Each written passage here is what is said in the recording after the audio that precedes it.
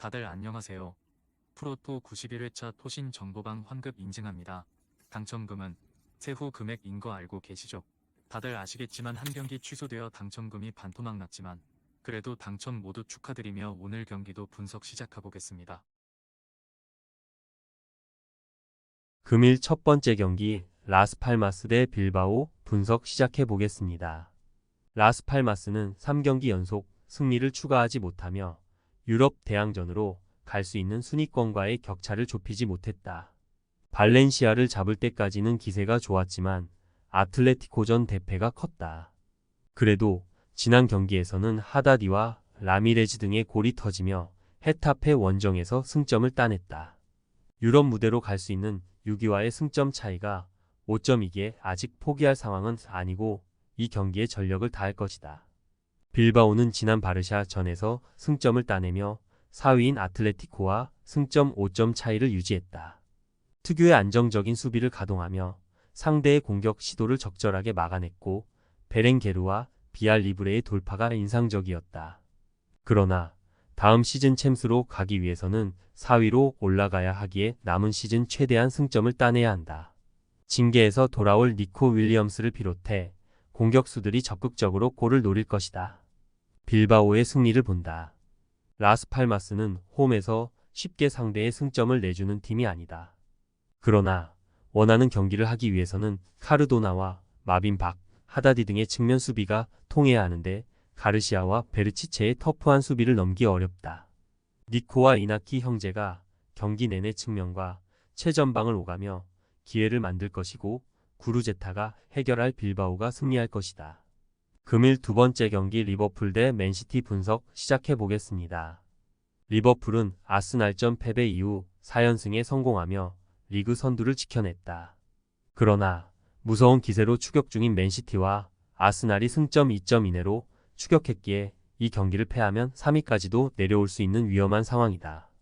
다행인 건 조타와 알렉산더 아놀드, 마팁 등 장기 부상자 외의 선수들이 어느 정도 돌아와 안정적인 로테이션 가동이 가능하다는 점이다. 맨시티는 리그 무패를 길게 이어가며 리버풀을 승점 1점 차까지 추격했다. 아스날 같은 폭발적인 화력은 아니지만 홀란드와 알바레즈, 필포든 등이 기회를 잘 해결하고 있고 디아스와 존 스톤스가 버티는 수비가 안정적이다. 주중 경기에서는 코펜하겐을 완파하며 챔스 8강에 진출하기도 했다. 맨시티의 승리를 본다. 리버풀은 최근 클락과 엘리엇, 브래들리와 댄스 등 핵심 로테이션이 아닌 선수들이 출전 시간을 길게 가져가고 있다. 소보슬라이와 누네스가 돌아왔지만 전력 누수가 크고 금요일 해외 원정을 다녀왔기에 체력적으로도 부담이 큰 리버풀이 고전할 것이다. 홀란드의 안정적인 마무리와 함께 알바레즈와 도쿠, 데브라이너가 공격을 이끌 맨시티가 승리할 것이다. 금일 세 번째 경기 네이메어 대 헤이렌베인 분석 시작해 보겠습니다. 네이메어는 발베이크 원정 이후 3경기에서 승점 7점을 따내며 시즌 이후 펼쳐질 유럽 대항전 진출 플레이오프 가능성을 높였다. 한센과 소우, 사노 등 3톱으로 나서는 선수들이 도스트의 공백을 잘 메웠고 헤데메이커스의 중원 지원이 확실하다. 홈에서 연승을 이어가고 있기에 이 경기를 통해 연승을 유지하며 상위권 추격을 더하려 할 것이다. 헤렌벤 역시 최근 연승에 성공했다. 폴렌담과 즈볼레 등 하위권 팀을 상대했는데 이 경기에서 6득점 무실점의 안정적인 공수 밸런스로 승점을 따내며 중상위권 도약을 노리고 있다. 이번 시즌 팀의 확실한 득점원 역할을 하는 반 아메스트풋은 이 경기에서 3골을 몰아쳤고 하예와 올슨 등 중원의 경기력도 살아났다. 네이메어의 승리를 본다. 헤렌벤의 흐름도 좋은 건 사실이지만 네이메어는 상대의 강점인 중원을 정면으로 압도할 수 있다. 특히 쇠뇌의 수비적 역량과 함께 헤데메이커스가 공격 전개를 책임지기에 헤렌벤 상대로 흐름을 주지 않을 것이다. 네이메어이 승리하고 상위권 팀을 더 추격할 것이다. 금일 네 번째 경기를 OSC 대 스타드램 분석 시작해 보겠습니다. 릴은 리그 4위지만 2위와의 격차가 크지 않기에 언제든 위로 치고 나갈 수 있는 팀이다. 비록 파리와 툴루즈 등 최근 무패를 달리는 팀들을 만나 승점 추가에 실패했지만 홈에서는 연승을 달리고 있고 주중 원정 경기에서는 슈투름 그라츠 상대로 3골을 몰아치고 완승했다. 컨퍼런스 리그 8강 진출에 8분 능선을 넘은 모습인데 조나단 데이빗의 멀티골이 있었고 알렉산드로와 산토스 등이 수비 라인을 잘 지켜냈다. 레는 최근 흐름이 좋지 않다. 유럽 대항전에서는 밀란에 패하며 유로파 16강으로 가지 못했고 리그에서는 2경기 연속 승리가 없다. 칼리무엔도와 테리어 등의 골이 나오고 있지만 산타마리아의 중원 영향력이 줄어들며 경기력 저하가 커졌고 수비 라인이 계속 멀티 실점 중이다. 릴의 승리를 본다. 분위기가 떨어진 상대와 달리 안정적으로 경기를 운영하며 최근을 보내고 있고 이 경기는 홈 일정이다.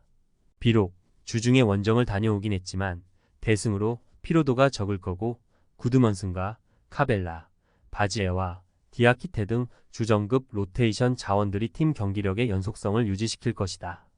금일 5번째 경기 프랑크푸르트 대 호펜하임 분석 시작해 보겠습니다.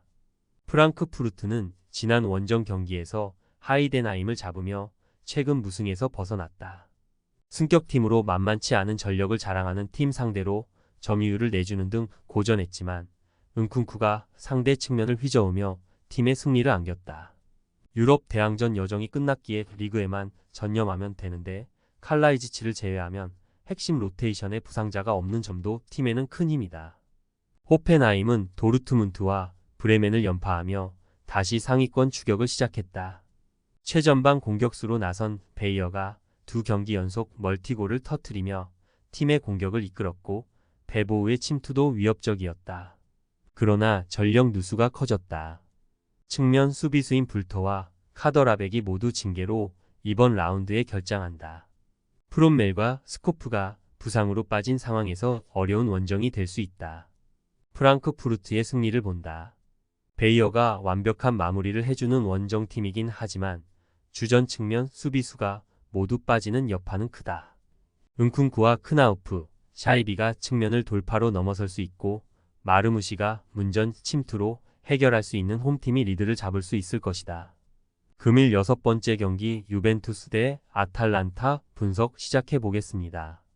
유벤투스는 지난 라운드에서 나폴리에 패했다. 그로 인해 선두인 인테르와 승점 차가 크게 벌어졌고 밀란과 볼로냐 등 추격자들에게 추격의 빌미를 제공했다. 때문에 이번 라운드 홈 경기가 어느 때보다 중요하다. 블라오비치와 키에사 등 투톱 외에도 일디즈와 밀리크 등 해결할 수 있는 공격수들이 모두 피치를 밟을 것이고 일링 주니어가 적극적인 돌파로 측면을 넘어설 것이다. 아탈란타는 리그에서 연패 중이다. 밀란전을 시작으로 1위와 4위 팀인 인테르와 볼로냐를 연속 상대했는데 3경기에서 승점 1점 추가에 그쳤다. 루크먼과 샤를데, 케텔라에르 등 최전방 공격수들의 침투는 위협적이지만 쿠프 마이너스와 데룬 등 그들을 대표하는 중원이 흔들리고 있다. 유벤투스의 승리를 본다. 최근 4경기에서 1승에 그칠 정도로 주춤하는 상황이지만 홈에서는 직전 경기에서 3골을 터뜨리며 승리했었다. 또 아탈란타는 주중에 포르투갈 원정을 다녀왔기에 여독이 쌓여 있을 수 있다. 로카텔리와 미레티가 중원의 라인을 올리며 점차 주도권을 잡을 것이고 키에사가 절정의 골 감각을 이어갈 유벤투스가 승리할 것이다.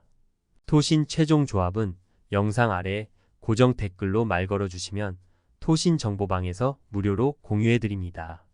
제발 손해보면서 토토하지 말고 다같이 웃으면서 즐겁게 베팅합시다. 함께 하실 분들은 부담 갖지 마시고 편하게 말 걸어주세요.